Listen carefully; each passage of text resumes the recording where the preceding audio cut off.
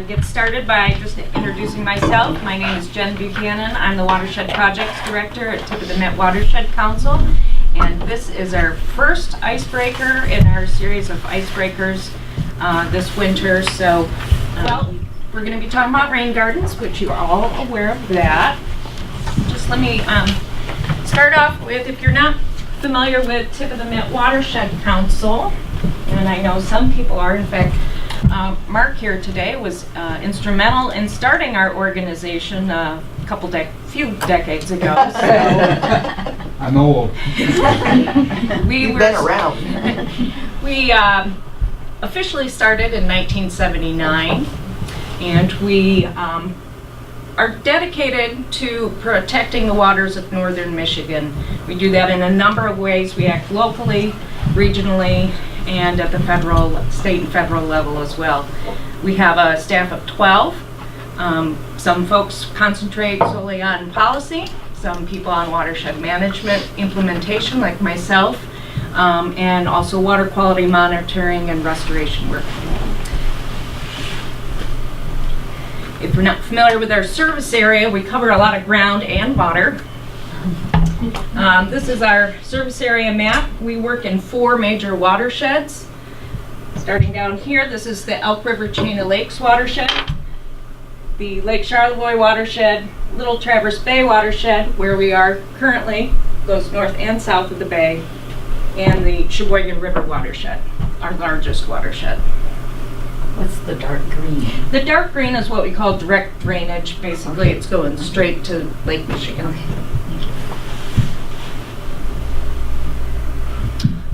Watershed is basically an area of land where all the water that runs across the land surface, and for the most part groundwater as well, drains to one common point. So this schematic shows a typical watershed. We've got the watershed divide, which is basically the high points, the topographic ridges and high points, all draining to one common point. And if you think of this like maybe Lake Charlevoix watershed, you've got the Boyne and the Jordan all contributing to Lake Charlevoix. So you can have, sub-watersheds within larger watersheds. What is also in watersheds and varies is the degree of development or the types of land use. So you can have a completely undeveloped watershed.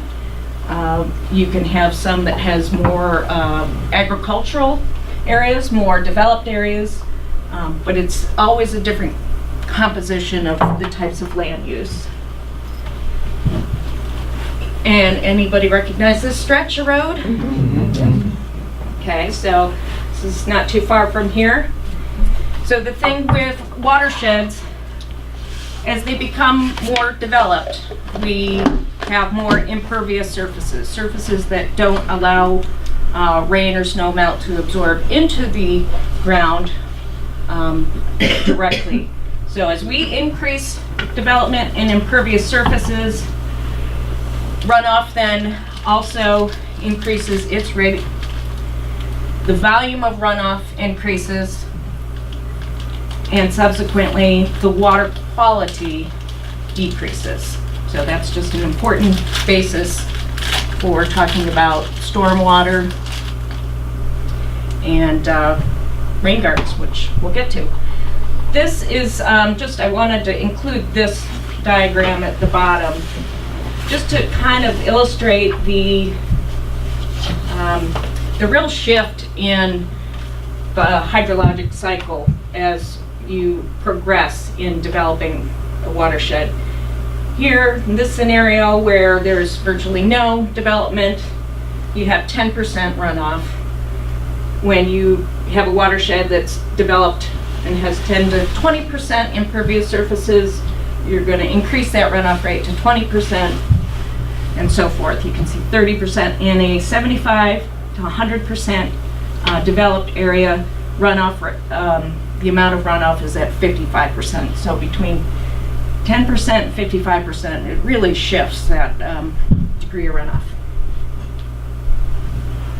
So when I'm talking about runoff, I use that interchangeably with stormwater. Stormwater, though, is what we call the water that's running off the surface and it's picking up what we call non-point source pollutants.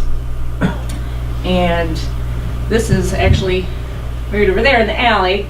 So you can see again, water's running off. And some stormwater goes, if in developed areas, will go directly into storm drains. This is a local storm drain. And as you can see, it's not only picking up things like garbage and things you can see, but it's also picking up things you can't see, like sediments, fine sediments, nutrients, bacteria, things like that. So that is all typically entering into our lakes and streams untreated. And in this case, this is the outfall, one of the outfalls at Little Traverse Bay, or down by the Bayfront Park. And so you can see this is probably shortly after a rainfall event. And it's discharging this into the bay untreated. And the area of drainage that it's probably receiving water from is the downtown area. Just like this graph, because this is basically a compilation of results from lots of different studies that show exactly as watershed impervious cover increases and the water quality goes down. So even at 10%, it starts to have, between 10 and 25%, it starts to really affect water quality. So it doesn't have to be that 75% coverage or impervious coverage to have a significant effect on water quality. So.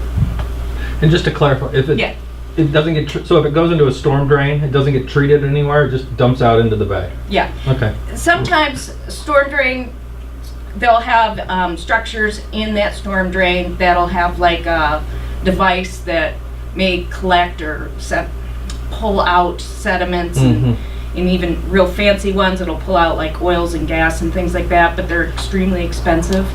So by and large, it's not treated. Okay. Aren't there in some cases where cities are trying to not have it go through the treatment centers, because in some cases where there's floods, those are overwhelmed, and then there's where sewage places that shouldn't be. When they have combined sewer overflows. Right. Right. So like in Petoskey, I don't know of any up in northern Michigan that have that. More major cities typically, and yes, it does overwhelm them, and that's bad too. Yeah, right. So Little Traverse Bay, I just want to point out a couple things about Little Traverse Bay, where we are. Land and watershed is 174 square miles, covers both Emmett and Charlevoix counties, goes almost all the way down to Thumb Lake. The bay itself is 31 square miles. I included that because as part of our watershed management planning process, we look at land cover and how that has changed over time, and see if we can correlate land cover changes with water quality changes. And so here are all the categories that we typically take a look at, but I want to point out urban. So in 1985, the amount of urban area within the watershed was 5.2%, so pretty low. But in 2010, it went up 7.5%, so a change of 2.3%. So it's just something to think about. What's that number going to continue? Is that going to continue to increase? Is it going to kind of level off? And even though we're a long way away from that 10% where you really start to see some changes, it's still, 7.5 isn't actually that far away from 10%. So just kind of food for thought on what that might be. Yes? What's the break point at which you consider an area urban? I mean, in other words, what does that mean in terms of percentage of runoff? How that gets categorized? Yeah. Like, that is we get this data from GIS, Mhm. and so it's how the GIS basically categorizes So land there's- use. I So was we- just trying yeah, to guesstimate Yeah. how much of an increase in Yeah. runoff you'd have then. right. I don't know, Dave, do you have a? That is basically a national database Yeah. that's standardized by the USGS and USDA. Mhm. I'm not sure how they actually define urban per se, but it's standardized across the country in terms of how Okay. they Well, and you can see supply that too, value. the grassland category changed down about the same amount as the urban increased. Mm-hmm.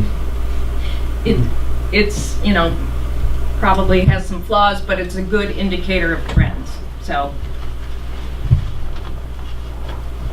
So kind of zooming in a little bit, so we were looking at, Little Traverse Bay, looking at these broad land trends. But what about looking at individual residences? And that's really what rain gardens and today's presentation is about. This image is in the landscape book, this one, orange, that everybody says looks like it's meant for kids, the cover, but I love the cover, so, right? But when you think about your home and you think about stormwater, maybe you'll go home and start thinking differently, see things differently. There's a lot of impervious surfaces even on our individual lots. Between the roofs and the driveway, any sort of walkways, patios, and so forth, and even turf grass, because turf grass is not very effective at absorbing water or encouraging infiltration of runoff. So it's certainly better than blacktop, but it's not as good as, a forest and tree canopy and all of those things. So that's where rain gardens enter into the picture. Rain gardens are gaining a lot of popularity because they're recognized for being really effective stormwater treatment systems that you can do on site for a relatively low cost, low maintenance method. So a rain garden is basically a depressed garden, landscaped area. It's got a few key things that make it a rain garden. First, it's going to be positioned in the landscape to receive runoff from nearby hard surfaces, impervious surfaces. It's going to have some depth to it, where this medium in here is appropriate and encourages infiltration and supports plant growth. You don't have a liner because the idea is to encourage that infiltration, not to make it or let it be a pond per se. And again, those native plants that we'll talk about a little bit more too. So really pretty simple system. It's an example also of green infrastructure, if you aren't familiar with that term. The term is used basically to talk about different systems and techniques that, again, address stormwater in simple ways that try to mimic the natural systems that deal with local hydrology. So things like permeable pavers, again, that's encouraging stormwater infiltration on site. Okay, so why, beyond treating stormwater, there's all kinds of other benefits to rain gardens, including, you can see the list here, flood control. You can also increase wildlife habitat, prevent soil erosion and so forth. But the main thing here that I like is that box up there shows percentages of pollutant removal. So a rain garden, if designed and maintained properly, can remove, and I underline phosphorus because that's kind of the key nutrient that we're concerned about, can remove between 65 and 87% of phosphorus in stormwater. So I think that's really quite impressive, and you can see other percentages as well. It has a good pollutant removal capacity. So we'll start talking about, okay, these rain gardens sure sound like a good idea. Where would, if you're thinking about it for your house, where would you want to put one? A lot of times they are, people that come to me and want one, they think, well, it should be put in a low, wet area because that's where it should be. But actually, you kind of want the reverse. You want in a really well-draining area. You can use, pick something in the sun or the shade. Keeping it away at least 10 feet from the foundation of your house. And that's primarily because if you have a basement, that any water could, once it's infiltrated, could be directed inadvertently toward your basement. So 10 feet's a good distance to make sure you keep your buildings protected. Don't put it over utilities or your septic field. So that's pretty common sense. But the water table should be at least 2 feet below the bottom of the rain garden. Again, that's because the water table is higher. You're not going to get that infiltration rate. So steep slopes, really about 2 to 8% max slope. So if you've got a really hilly yard, it's going to be tougher to try to construct a rain garden on that slope. So a little more level is better. And also plan for overflow. That's just a good, if you don't have the amount of space you need for your rain garden and you could anticipate maybe having it flood, you want to make sure that that water that might flow over the top of the edge is directed into an appropriate area. So in northern Michigan, we, as you probably all well know, have very sandy soils. So infiltration rates are very good up here. In some other parts of the country with more clay content, getting that good infiltration is harder to do. But I do recommend doing a soil test first, once you've decided where you think you want to put your rain garden. And that basically is digging a hole about, coffee can kind of diameter. They recommend 18 inches. Filling it with water a couple times just to kind of get it saturated. And on that second fill, making sure that that water then infiltrates into the ground within a 24-hour period. So if it's stagnating and not draining down, you're either going to need to amend the soils a great deal to increase infiltration, or you will probably better off finding another location. Again, I have not had this a scenario yet where the infiltration is not already pretty good.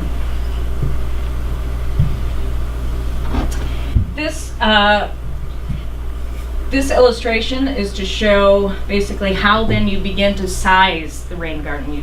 So you've got your site, if the infiltration is good, how big does that rain garden need to be in order to treat the amount or volume of water that it's receiving? So in this is plan view, you've got a driveway, you've got a roof area, there's the downspout, there's your rain garden. So you have to calculate all of the impervious surface that is going to be going toward the rain garden. Now, a couple of figures that I'm always blown away by.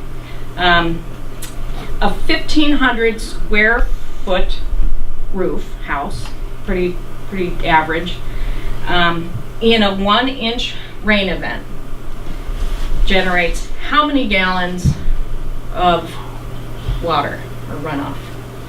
So 1,500 square foot roof, 1-inch rain event. How many gallons? 300. 300? Any others? Come on, Lindsay. I don't do math, sorry.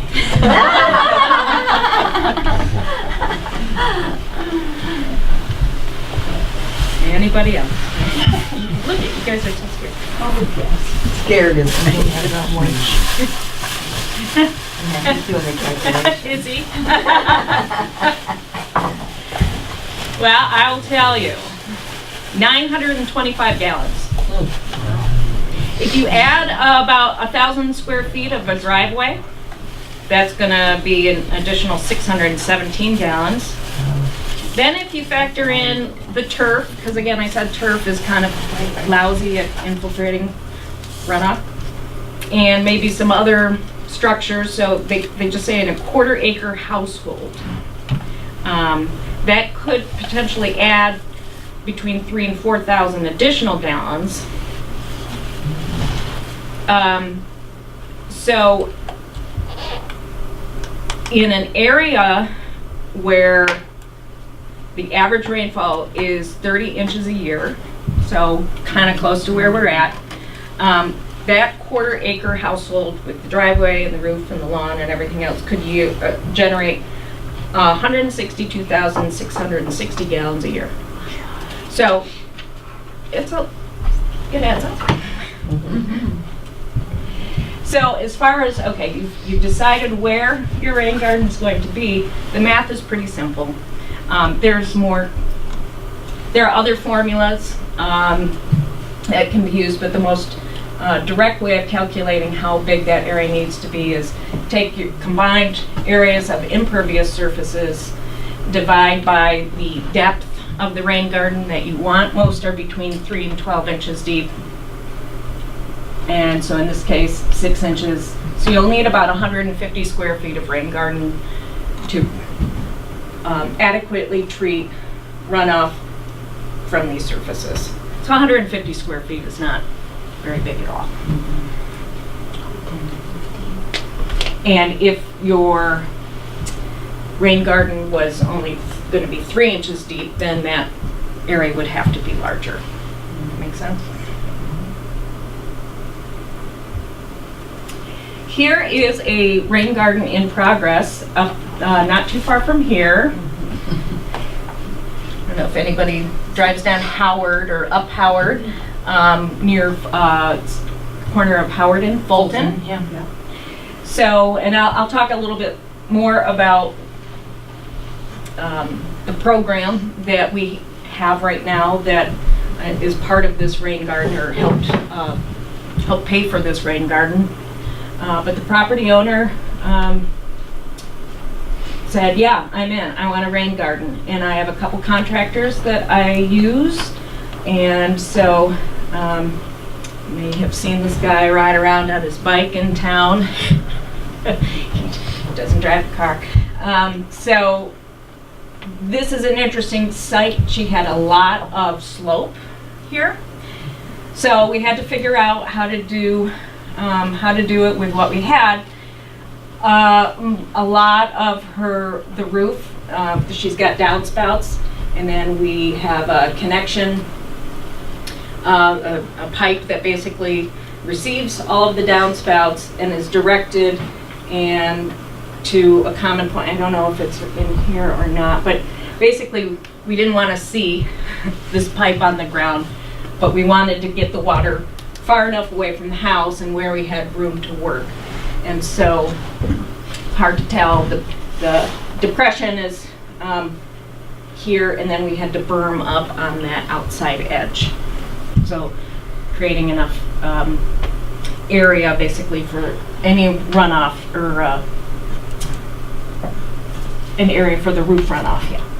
As far as the depth goes, Yeah. the previous slide you mentioned like 3 to 6 inches. Yeah. That looks pretty deep It is. That is quite a bit deeper. And we wanted to make sure, and this is still, under construction. We wanted to make sure, because we weren't sure if we had quite enough area, so we just made sure it went a little deeper. But they're typically not that. Okay. Yeah. Jen, what kind of soil mix do you use that's going to facilitate drainage but also provide Right. good growing? In sandy soils, I'm trying to, no, I can't. I think it's in the book. I'm trying to think of the ratio if anybody sees it. But you actually don't want to have it be so well drained, so you want to add compost. And I know, Lindsay, can you tell us where we can get compost? Yes, absolutely. We sell the best compost in Emmett County at the Emmett County Drop-Off Center. Yeah. Available bagged and in bulk.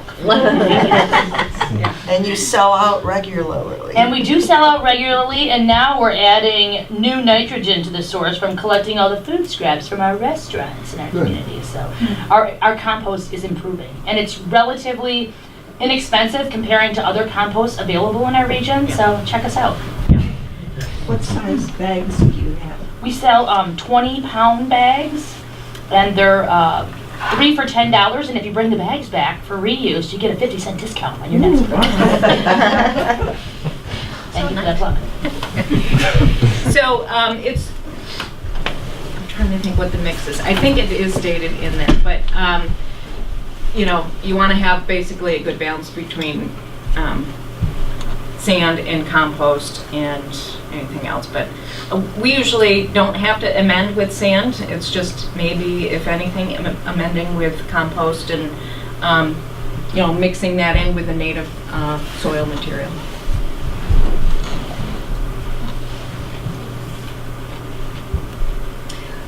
Construction. So this is a rain garden project that we worked on. We had a grant through the Department of Environmental Quality. This is down on Little Traverse Bay. This is Jane and Cliff Dene. I don't know if you know them. Lovely people. So they were redoing their driveway and so forth. Their driveway is actually permeable pavers that went in at the same time this went in. And so, hard to tell, but the under drain underneath those permeable pavers outlets into this rain garden. This is also quite deep as well, deeper than most. So we had a workshop where we installed this with a group of people.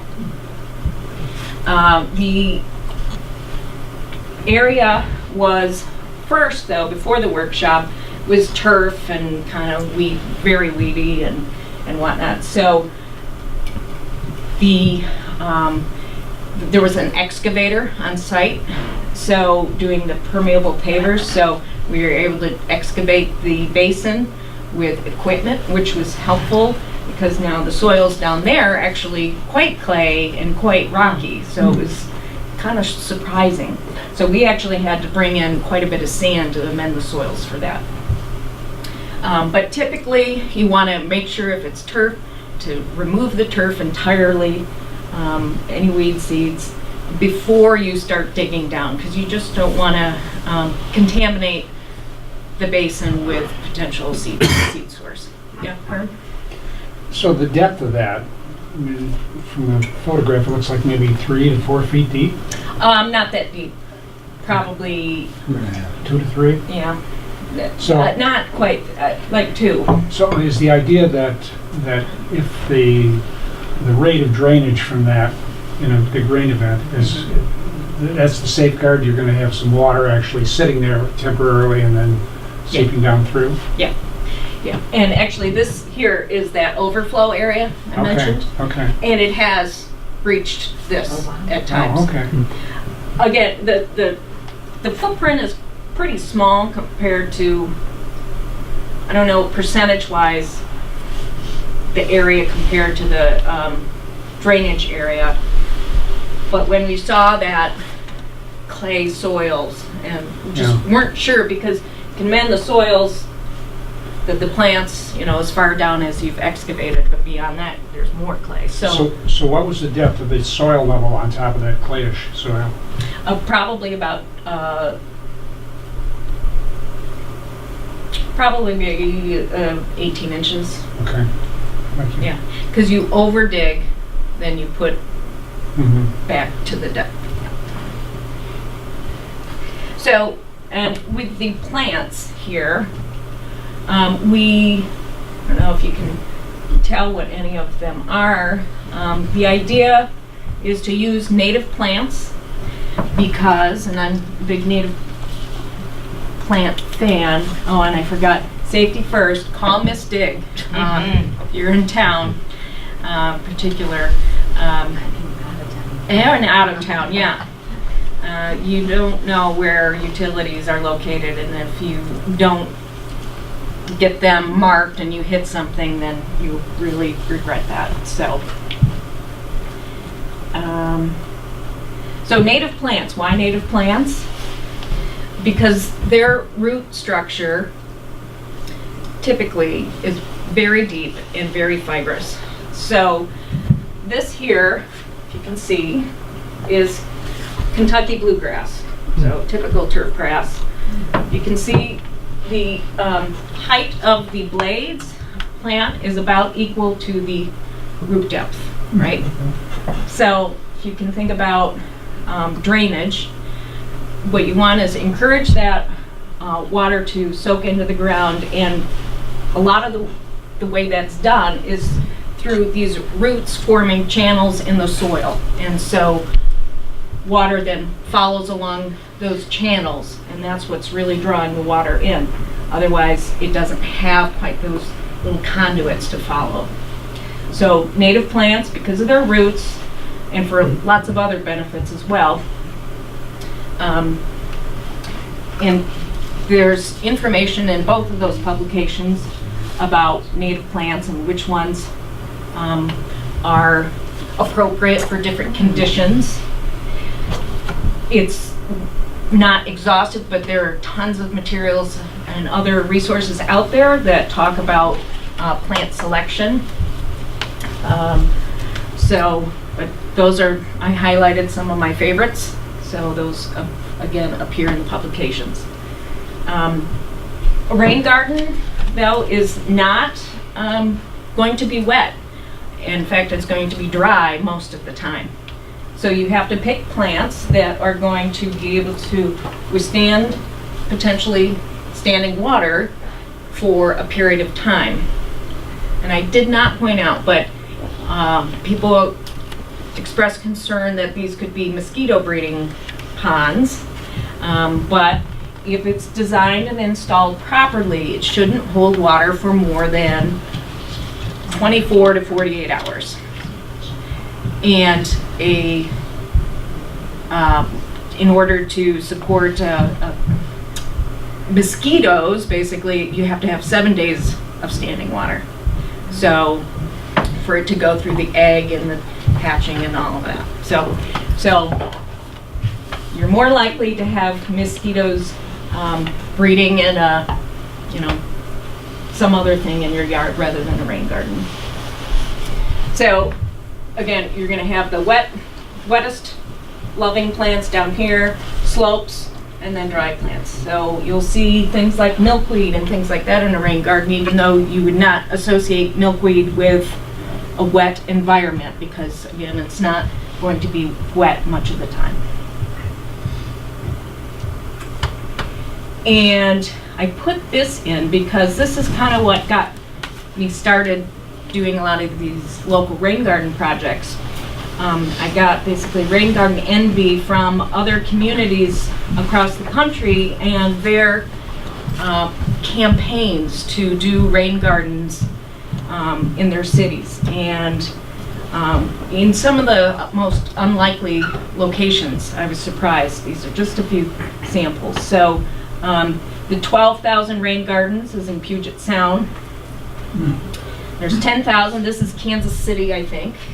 Madison has a real robust program, so does Portland, Fort Wayne. So it's, everybody seems to have these campaigns. So we got Project Rain Garden. And instead of 12,000 rain gardens, we have funds to help install 12. So it's a way to start. So this is the sign that is put up on these rain gardens that we're doing. I'll tell you a little bit about the program. It's funded through the Petoskey Harbor Springs Area Community Foundation. Yay. And the idea is a cost share. So people within the city of Petoskey can, if they're interested in a rain garden, come to me and we can help figure out if a rain garden's appropriate. And I can connect people with contractors who are experienced at doing rain garden installations. And you can get 40% of that paid for up to $1,500. So, and Lindsay in the audience is, we're scheduled to do one in 2018 at her place. So we're excited about that.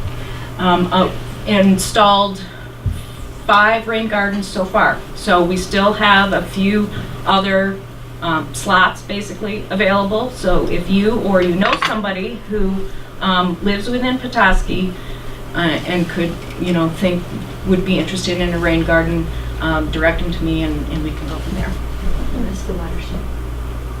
What about the rest of the watershed? The Well- northern Petoskey? We had to start somewhere. And we figured Petoskey was the most urban area. But I think the idea is once we start seeing more of these signs, that's a little modest sign, hopefully we can continue to build on it. That's the intention. So a few other rain gardens in the area. It's Bayview. Prior to Project Rain Garden, we had a grant through the Great Lakes Restoration Initiative to do a number of things within the Little Traverse Bay watershed. And one of the components was to install rain gardens within Bayview. Bayview, if you're at all familiar, is concentrated development on a steep slope for the most part. So they have a lot of runoff issues. They don't have any infrastructure underground. So everything flows off of the surface and into the bay. So we did a number of residential rain gardens. And then we also did 4 community rain gardens. And it took a lot of persuading to get Bayview on board. Some people were on board right away, but it took longer for some other people. So this one, and this is kind of a photo, it's linear, is right in front of the library, so Park Avenue. And you can see that's the bridge and whatnot. There was a lot of concern that the rain garden would not look a way that would be consistent with the rest of Bayview. So the contractor who did this garden did use a number of native plants, but some of these are kind of not quite native plants, but we knew it had to look good and perform at the same time. So it turned out well. And this is what it's based on, is because it's not like a round yard residential rain garden, this is a linear rain garden. And they re-poured a new curb, in fact, and those are curb cuts, the openings in the curb. And so the water runs along what they call the gutter pan and enters into the rain garden that way. And here's, you can see, this is, yeah. So this has to be maintained, and they have volunteers who do that, and that's important because as this is bringing in, stormwater's flushing in here, it's bringing in a lot of sediment, and so that sediment needs to be removed. So this is kind of a rocky channel because I was afraid of erosion, but you don't want to have that compact, that sediment compact. So it does take some time to maintain. And then that, along there. So that people really like it. So that's always been great. There's another one.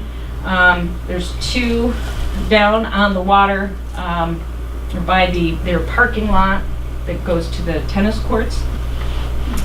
So, and somebody in Bayview made these lovely signs that I think are so cute. So, so that's one in full bloom. What time of year was that? When Susan?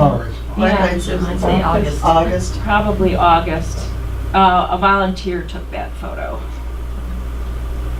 There's another one then behind the library, and I'm amazed when I'm standing there and I don't know, I can't remember what street, but it's like a river, just when it's raining. So we took out some of the pavement where the water was kind of directing or being directed. This, again, just because the force and the velocity of that water running in here, just to stabilize it, and also as a way to clean it out more easily, because again, that sediment and leaf accumulation, they can take their leaf blowers and blow it out and keep it clean. And that's it later. This is maybe soon after installation and maybe last year there. So check them out if you haven't already found them on your own. And I'm trying to think, there's a couple other rain gardens. There's a rain garden at the Shiloh Public Library that we did. That was our first rain garden, and we installed that, I want to say, in 2007 maybe. And that is a very, like, almost 3,000 square feet. It's huge. Wow. But it does receive a lot of water, and they had a lot of area, so we wanted to make sure it wasn't some little thing in the middle of their lawn. So again, this, I did not, hey Eli, would you grab those out of my office, please? Sure. This is kind of just a flyer, just kind of detailing again that program that we have, and again the sign that we ask people to put in their yard, and yeah, that's rain gardens. As far as native plants go, also I wanted to point out native plants, to get Michigan native plants that were grown from or collected Michigan seed, basically seed sources and genetics. There's growers within the state that propagate those and follow very strict guidelines. And that's through the Michigan Native Plant Producers Association. But also the Otsego Conservation District in Gaylord has a good native plant nursery. And you can also ask your local retailers to stock more native plants, because the more we encourage them to do that, I think the more they'll do. And also, the Emmett County Conservation District has a native plant presentation and a sale, usually in August, I think. Sometime during the Probably, summer. yeah, about then. Yes. I have not looked at their catalog lately. So, Do you ever do biopsies on the plants in them to see how much lead, copper, and... no, but that'd be a good grant proposal. We could do that. There, Lawrence Tech University downstate and other places are really kind of doing a lot of research in green infrastructure and looking at, again, those pollutant removal percentages, and exactly like you said. So we're learning a lot and discovering that it makes a whole lot of sense to do that rather than to overhaul these large, storm sewer systems and things like that. There's a lot we can do individually as well. That would be the main goal of the whole thing, isn't it? To take the pollutants and convert it. Right. The roots of the plants, convert it. Right. Yeah. Lindsay, are rain gutters a prerequisite to being able to have a rain garden? No. If you can, just direct, whether it's in your roof line, it's got where they come together, and if you can just try to capture that in some way and direct it to a rain garden. And it doesn't have to be like a river entering the rain garden. It can be very subtle as well. How do you get if your land is fairly flat, how do you get it to the... Right. How do you And, you know, it's kind of a function of how far away then, you know, having that 10, if you're talking about like a, Yeah, 10 feet away. yeah, 10 feet. So, again, like having like a rock-lined kind of swale will kind of help. And, you know, we did actually the one on that steep slope that kind of helps feed that. Yeah. So it is kind of tricky, and I've had to deal with that a few times. Next month doesn't have a rain garden, it has essentially a big pond, doesn't it? That's a stormwater wetland. Yeah. We did that actually as part of the grant that we did the Bayview rain gardens. So that is supposed to hold water all the time. It seemed like some of the schools would be a good source or a good place for them. Yes. Not the junior high and the high school, because they have that big wetland that goes Right. into anyway, but. Right. Yes, and we're, Eli, right? Is that part of a possibility with education? Yeah, so we're piloting a program right now where we go into middle schools and we give them a background on water resources, and then we kind of give them the reins and let them select a project in their local community. And we've been kind of introducing them to this idea of rain gardens. So we may see some of these students leading projects to put a rain garden in at their school. Right now we're working at Petoskey Middle School, we are at Ellsworth Middle School, and Wolverine Middle School. So The trick with schools is when rain gardens are, school's out when a rain garden is really, you know, doing its thing, and as far as maintenance goes. But there are plenty of schools that do it successfully. So, and just having a dedicated team to look after it, I think, is key.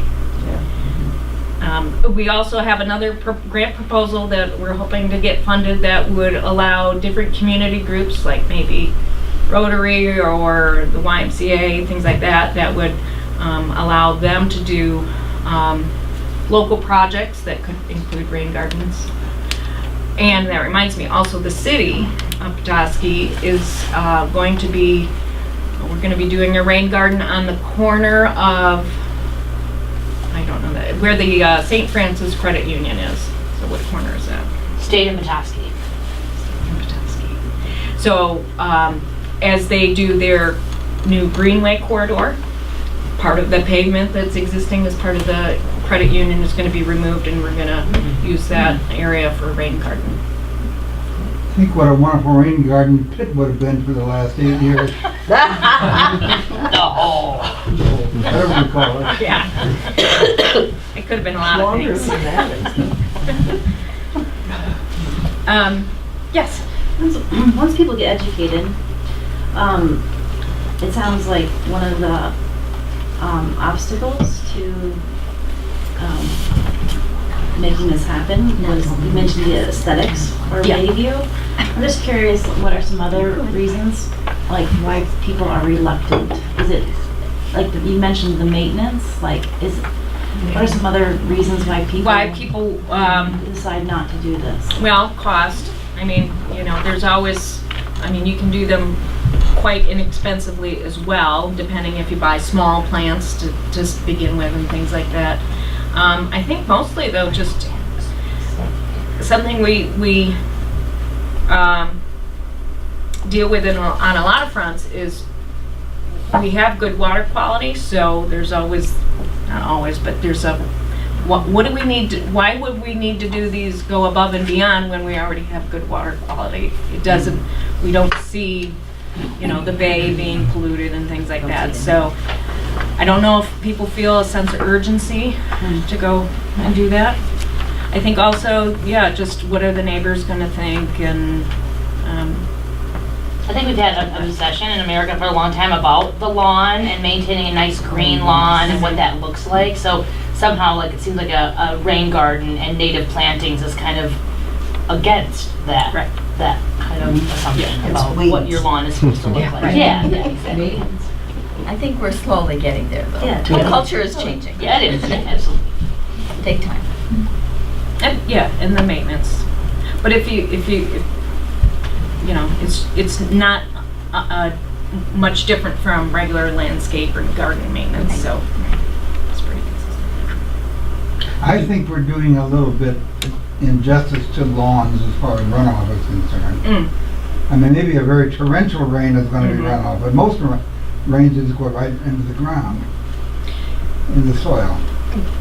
Depending on I think the soil Yeah. structure underneath it. If it's a well-drained soil, I think that's more the reason why you're getting the infiltration rather than the turf. Yeah.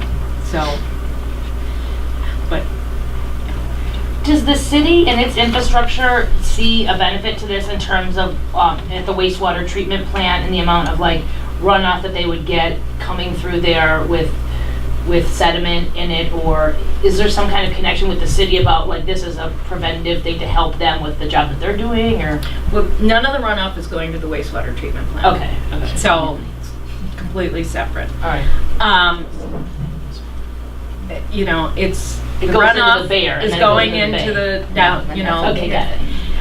But as far as maintenance goes, I mean, street sweeping, for example, is something that they do. I don't know how regularly, but to remove sediment again from the streets that otherwise flushes down. So if we were able to capture that sediment, you know, on our individual parcels rather than having it all reach the street, that would be a benefit to them. Okay.